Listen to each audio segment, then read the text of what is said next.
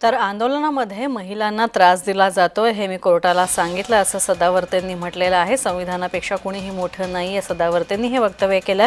तर जरांगींवर सडकून टीका केली। संविधानात जे सांगितलं गेलं त्या सर्वांना ऐकावंच लागतं असं सदावर्तेंनी म्हटलंय। जरांग्या माझ्यासारखं बनायला 25 वर्ष लागतील असं सदावर्तेंनी जरांगींना उद्देशून म्हटलंय।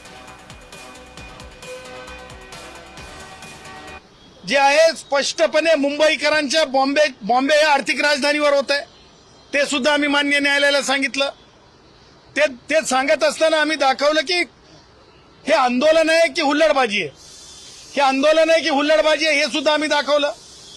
महिला पत्रकारांसोबतचं गैरवर्तन, त्याचबरोबर शिव्यांची लाखोळी, त्याचबरोबर एका सन्मान्य खासदार असलेल्या सुप्रिया सुळेंवर पाण्याच्या पिलेल्या उष्ट्या बॉटल्स फेकल्या गेल्या, अरवदच्या कमरेखालचं घाणेरडं बोलणं, हे सगळ्या बाबी न्यायालयासमक्ष आम्ही मांडल्या।